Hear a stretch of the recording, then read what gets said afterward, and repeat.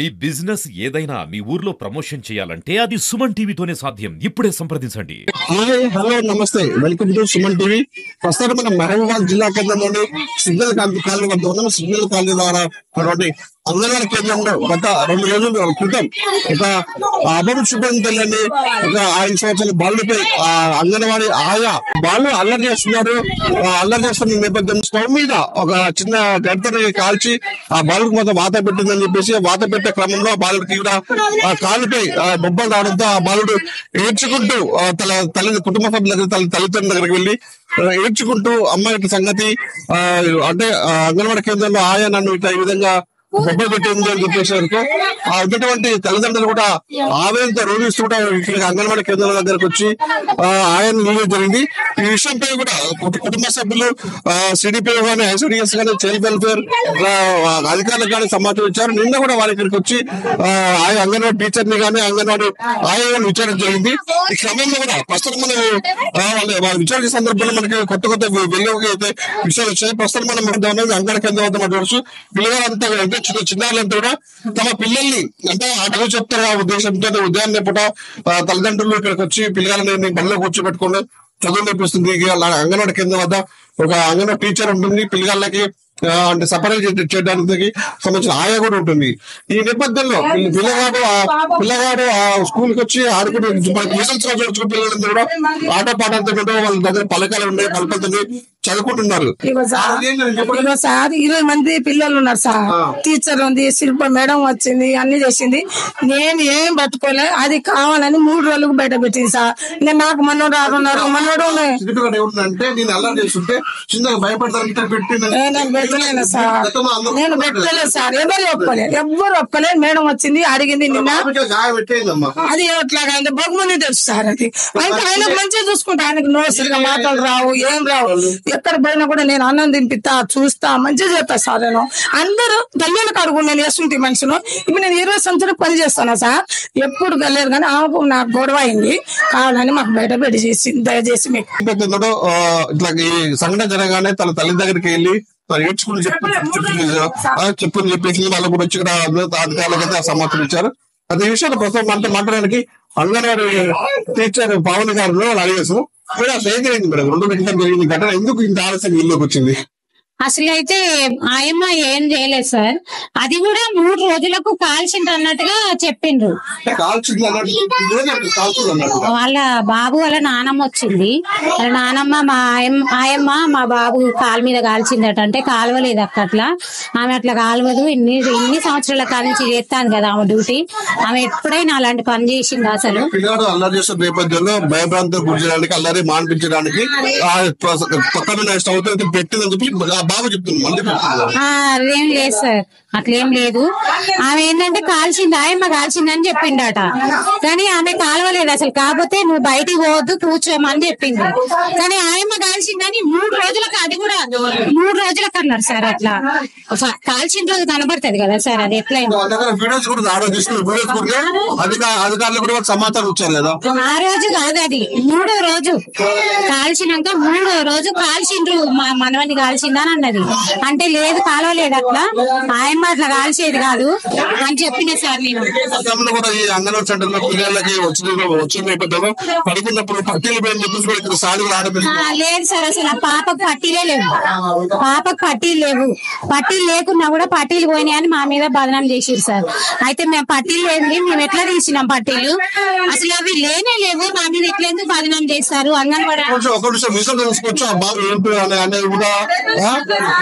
బాబు కూడా కొంచెం భయపడుతుంది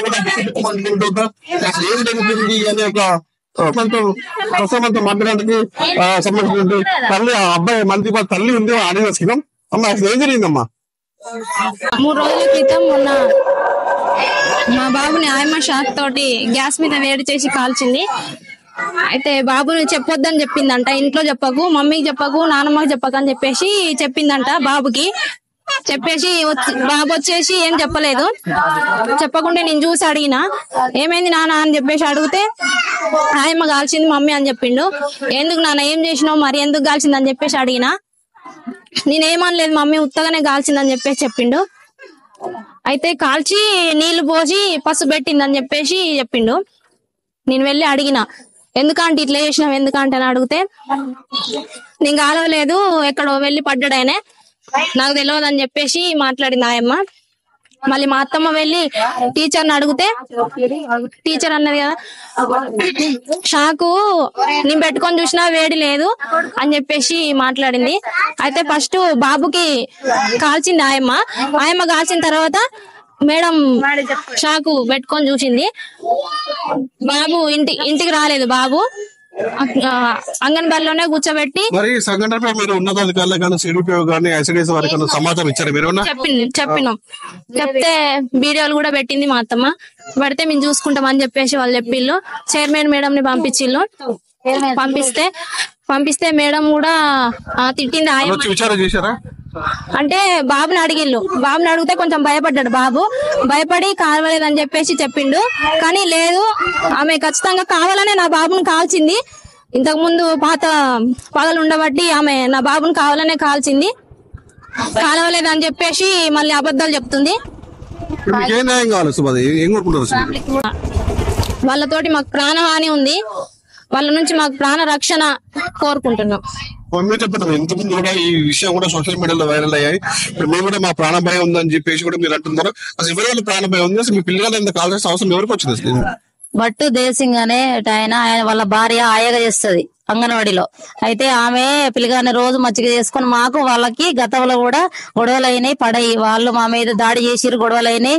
మళ్ళీ కాంప్రమైజ్ అయినాం, బతలాడిరు, అన్ని అయిపోయినాయి. అయిపోయినాక కూడా మళ్ళీ మంచిగానే ఉన్నా చేసిన మా పిల్లగాడికి రోజు కావాలని కూడా బిస్కెట్ ఇస్తా ఉంటది. బిస్కెట్ ఎందుకు ఇస్తాను నువ్వు అని మా కోడల్ని అడిగితే కూడా చిన్న పిల్లగాడు కదా, నాకు 3 మనవరాలే, నాకు ముద్దు అని చెప్పేసి అంటది. సర్లే అని వదిలేసినాం. ఇంట్లోకి రప్పించుకుంటూ కూడా మేము భయపడతాం, ఎందుకు పోకున్నానని చెప్పుకుంటాం. అయితే ఆ పరిధిలో ఆమెం చేసింది, ఈ అబ్బాయిని దగ్గర చేసుకొని మరి ఏం చేయాలనుకుంటుందో మాకైతే తెలియదండి. అది ఒక అంగన్వాడీలో కర్ర పట్టుకొని బెదిరియాలి, లేదా నోటితో బెదిరియాలి. కానీ షాకు వేడి చేసి వాత పెట్టి మళ్ళా ఏడుస్తా అంటే ఏందాయమ్మా పిల్లవాడు ఏడుస్తాడు అని చెప్పేసి మేడం అడిగితే, అది నేను అట్లా జరుగుతుంది అనుకోలేదని చెప్పేసి అంటే మేడం అడిగితే మేడం కూడా ఇక్కడ అందరి ముందు తలల ముందు ఒప్పుకుంది.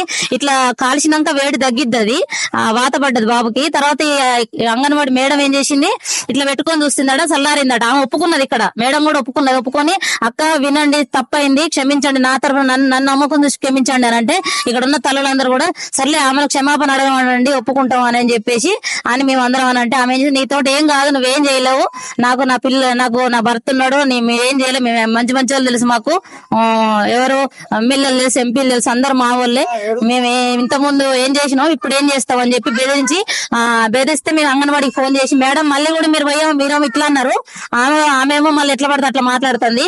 మరి వాళ్ళ కొడుకు కూడా తాగొచ్చి బాగా ఎట్లా పడితే అట్లా మాట్లాడి సార్ సాల్ తెలియతే అని అంటాడంటే ఆమె పోయి అంగన్వాడి టీచర్ కూడా ఇంటికి పోయి మీరు తప్పే చేసింది. మాకు వాళ్ళ కుటుంబం నుంచి 20 మంది పిల్లలలో కూడా నా పిల్లగాని కాలవలసిన అవసరం ఏంటిది? కక్షపూరితంగా చేసిన పని ఇది. నా పిల్లగాడికి నాకు నా పిల్లలకు రక్షణ కావాలి. వ్యక్తిగత కక్షలు దూషణ వీళ్ళకి ఈ బాలుడి మీద ఈ అఘాయితానికి పాల్పడడం తెలుస్తుంది. అని ఇప్పటికే అంటే ఈ విషయాలు కూడా మాకు ప్రాణ భయం ఉంది, మాకు రక్షించని చెప్పేసి కూడా సంబంధించినటువంటి బాధిత మహిళలు ఎవరైతే ఉన్నారో వాళ్ళు సోషల్ మీడియాలో మొత్తం పోస్టులు పెట్టి ఇక్కడ వైరల్ చేస్తారు. ప్రస్తుతానికి అందరికి విలేకరులు కూడా వచ్చి ఇక్కడ మొత్తం ప్రతిదీ కూడా క్షుణ్ణంగా పరిస్థితి. ఇప్పుడు ఒక మనకి చిన్న విషయం తెలిసింది, ఎందుకంటే ఇక్కడ వీళ్ళేమో సంబంధించిన బాధితులు మాత్రం జరిగిన సంఘటన జరిగిన 2 రోజుల తర్వాత జరిగింది. ఈ విషయంపై కూడా మేము ఆరాధిస్తే ఎలాంటి సంఘటన జరగలేదని చెప్పేసి ఇక్కడ టీచర్ చెప్పారు. కానీ వీళ్ళు ఏమన్నా ఆరోపిస్తుంది అంటే జరిగింది చాకు పట్టుకుందని చెప్పేసి ఒప్పుకుని అందరి సమక్షంలో ఒప్పుకుందని చెప్పేసి ఒకసారి మళ్ళీ ఒకసారి మీరే అడిగే ప్రయత్నం చేద్దాం. మేడం, మీరు గతంలో వాళ్ళు వచ్చి మిమ్మల్ని అడిగినప్పుడు చాకు విషయం మీరు వాళ్ళతో ప్రస్తావించిన సందర్భంలో చాకు వేడిగా లేదు ఉందని చెప్పి అన్నారా? సార్ ఆమె కూరగాయలు కూస్తా అంటే ఇట్లా పిల్లలు బయటకు పోకుండా అని ఇట్లా అంటే మన చాకుతోటి అట్లా అన్నది భద్రు, ఏదన్నా ఉంటే చేతితోటి అన్నా లేకపోతే ఇట్లా అట్లా ఆగమని అట్లా అనాలి, కానీ మనం అట్లా పట్టుకోవద్దు అని మాత్రం అన్నది. చాకు వేడిగా ఉంది, ముట్టుకున్న వేడిగా లేదని చెప్పేసి ఇప్పుడు వాళ్ళు అంటున్నారు. అయితే నాకు ఇట్లా పెట్టితే చల్లగానే ఉంది, ఆమె అసలు కాలవలేదు.